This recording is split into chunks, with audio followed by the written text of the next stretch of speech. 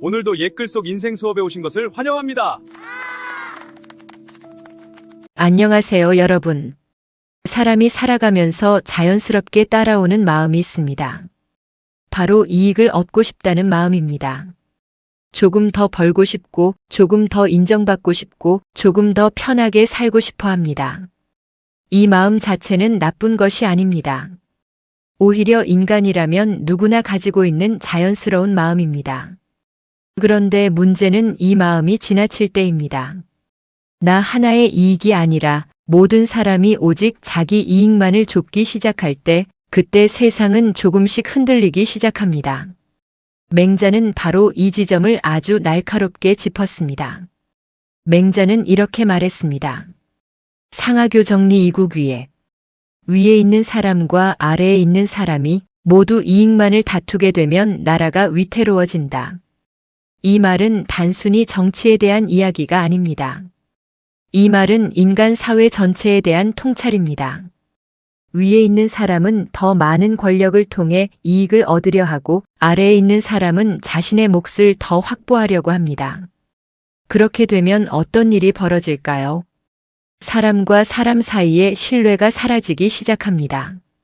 그리고 신뢰가 사라진 자리에는 경쟁과 불신이 들어섭니다. 그 순간부터 공동체는 하나가 아니라 각자의 이해관계로 나뉘게 됩니다. 맹자는 그 모습을 보고 나라가 위태롭다고 했습니다. 이익이 기준이 되면 사람의 선택은 단순해집니다. 모든 질문이 하나로 줄어듭니다. 이게 나에게 도움이 되는가? 처음에는 합리적인 판단처럼 보입니다. 손해보지 않으려는 마음, 당연한 것처럼 느껴집니다. 하지만 그 질문이 반복되기 시작하면 조금씩 다른 것들이 사라집니다. 옳고 그름이 흐려집니다. 이게 맞는 일인가가 아니라 이게 이익인가로 바뀝니다. 사람을 대하는 태도도 달라집니다. 도움이 될 때만 다가가고 도움이 안 되면 멀어집니다. 관계에도 조건이 붙습니다. 말 한마디에도 계산이 들어갑니다. 조금씩 마음이 메말라갑니다. 그리고 사람들은 느끼기 시작합니다. 이 사람은 나를 사람으로 보는 게 아니라 이익으로 보는구나. 그 순간 관계는 이미 멀어지기 시작합니다. 겉으로는 웃지만 속으로는 거리를 둡니다. 신뢰는 사라지고 대신 경계가 들어옵니다. 작은 거짓말이 가벼워지고 작은 이익을 위해 양심이 흔들립니다. 그리고 어느 순간 이런 말이 나옵니다. 세상이 원래 그렇지. 이 말은 포기가 아니라 기준이 무너졌다는 신호입니다. 이익만 남은 자리에는 사람이 남지 않습니다. 그래서 맹자는 말합니다. 이익이 아니라 의가 기준이 되어야 한다고. 그 기준이 있을 때만 사람은 사람답게 살아갈 수 있다고 말입니다. 어느 중견 기업의 이야기입니다. 이 회사는 처음에는 서로를 믿는 분위기가 강했습니다. 상사는 직원들을 신뢰했고 직원들은 회사를 믿었습니다. 그래서 어려운 일이 생겨도 함께 해결하려는 힘이 있었습니다. 하지만 어느 날부터 분위기가 달라졌습니다. 성과 중심 평가가 강화되면서 모든 기준이 숫자로만 판단되기 시작했습니다. 처음에는 성과가 올라갔습니다. 그래서 사람들은 이 변화가 좋은 것이라고 생각했습니다. 하지만 시간이 지나면서 예상치 못한 일이 벌어졌습니다. 직원들이 서로를 돕지 않기 시작한 것입니다. 정보를 공유하지 않고 동료의 실수를 지적하기보다 이용하는 일이 생겼습니다. 왜냐하면 내 성과가 더 중요했기 때문입니다. 조직은 점점 차가워졌고 사람들 사이의 신뢰는 사라졌습니다. 결국 능력 있는 사람들이 하나둘씩 회사를 떠나기 시작했습니다. 그때 한 임원이 이렇게 말했습니다. 우리는 사람을 잃고 숫자만 남았다. 이익만 남은 조직의 끝은 생각보다 빨리 무너지는 것이었습니다. 이익은 관계 속에서도 조용히 스며듭니다. 처음에는 눈에 잘 보이지 않습니다. 그저 도움이 되는 사람인가? 이 정도의 생각으로 시작됩니다. 그런데 이 생각이 반복되면 관계의 방향이 조금씩 바뀝니다. 사람이 아니라 조건을 보게 됩니다. 마음이 아니라 이익을 먼저 따지게 됩니다. 만남에도 이유가 생깁니다. 이 사람을 만나면 나에게 무엇이 돌아오는가?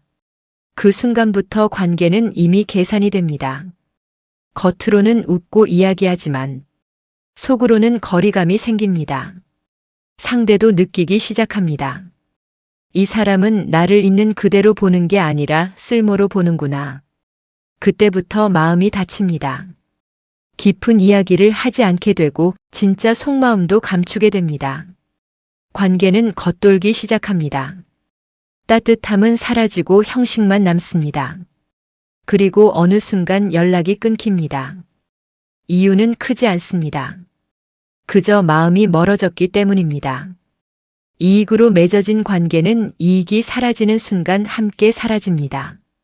그래서 오래가는 관계일수록 특징이 있습니다. 계산이 적습니다.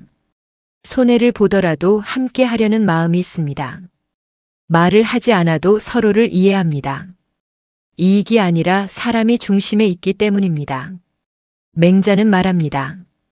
이익이 앞서면 관계는 흔들리고 의가 앞서면 관계는 깊어진다고.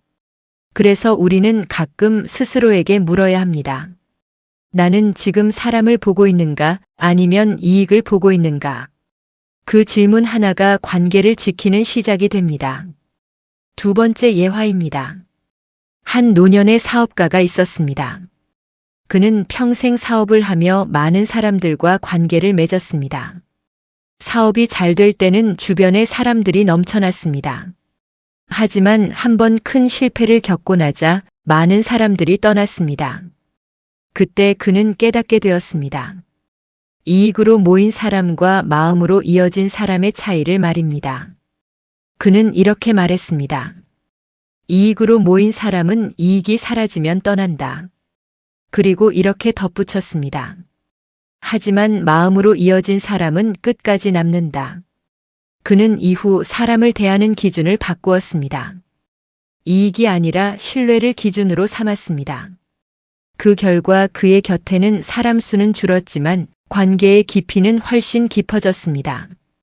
그리고 그는 말년에 이렇게 말했습니다. 나는 돈보다 사람을 남겼다. 이 한마디는 인생의 방향을 다시 생각하게 만드는 말입니다. 젊을 때는 이익이 중요합니다. 먹고 살아야 하고 가정을 책임져야 하기 때문입니다. 그래서 이익을 좇는 삶을 당연하게 생각합니다. 하지만 나이가 들수록 조금씩 알게 됩니다. 이익만으로는 삶이 채워지지 않는다는 것을 말입니다. 돈은 벌었는데 사람이 남지 않았을 때, 성공은 했는데 마음이 허전할 때, 그때 사람들은 다시 생각하게 됩니다. 나는 무엇을 위해 살아왔는가? 바로 이 질문 앞에서 맹자의 이 말이 떠오릅니다. 위아래가 모두 이익만을 좇으면 나라가 위태롭다는 말. 이 말은 결국 이렇게 바뀝니다. 사람이 이익만 좇으면 인생이 위태로워진다. 그래서 인생 후반으로 갈수록 사람들은 선택을 바꾸기 시작합니다. 이익보다 사람을 선택하고 성과보다 관계를 선택합니다. 그리고 그때부터 삶은 조금 더 따뜻해집니다. 맹자는 이익을 버리라고 하지 않았습니다. 이익은 삶에 필요합니다. 문제는 이익이 기준이 되는 순간입니다. 그때부터 방향이 흔들립니다. 그래서 맹자는 말합니다. 이익 위에 의를 두라고. 의 옳은 것. 의 사람다운 선택. 이 기준이 있을 때 이익은 제자리를 지킵니다. 넘지 말아야 할 선을 넘지 않게 됩니다. 하지만 이 기준이 사라지면 이익은 멈추지 않습니다. 조금 더, 조금만 더. 그 욕심이 결국 사람을 흔듭니다. 그래서 중요한 것은 이익을 버리는 것이 아니라 이익을 다스리는 것입니다. 무엇이 먼저인가? 이익인가 의인가? 이 질문 하나가 삶의 방향을 결정합니다. 의가 앞서면 이익은 따라옵니다. 하지만 이익이 앞서면 의는 점점 멀어집니다. 그래서 오늘도 우리는 스스로에게 물어야 합니다. 나는 지금 어떤 기준으로 살아가고 있는가? 인생을 돌아보면 남는 것은 그리 많지 않습니다. 돈도, 명예도, 자리도 결국은 흘러가게 됩니다. 하지만 사람은 남습니다. 그리고 그 사람이 나를 어떻게 기억하는가가 마지막에 남습니다. 이익만 쫓았던 사람으로 기억될 것인가, 아니면 사람을 소중히 여긴 사람으로 기억될 것인가. 그 선택은 지금 우리의 삶 속에 있습니다. 맹자는 오래전에 말했습니다. 위아래가 모두 이익만을 좇으면 나라가 위태로워진다. 이 말은 지금 우리에게 이렇게 들립니다. 이익만 좇으면 삶이 무너진다. 그래서 오늘도 조용히 스스로에게 물어보면 좋겠습니다. 나는 지금 이익을 따르고 있는가? 아니면 사람을 따르고 있는가? 이 질문 하나가 우리의 삶을 조금 더 단단하게 만들어줄 것입니다. 이상으로 오늘의 옛글 속 인생 수업을 마치겠습니다. 끝까지 시청해 주셔서 감사합니다. 다음 시간에 또 만나요.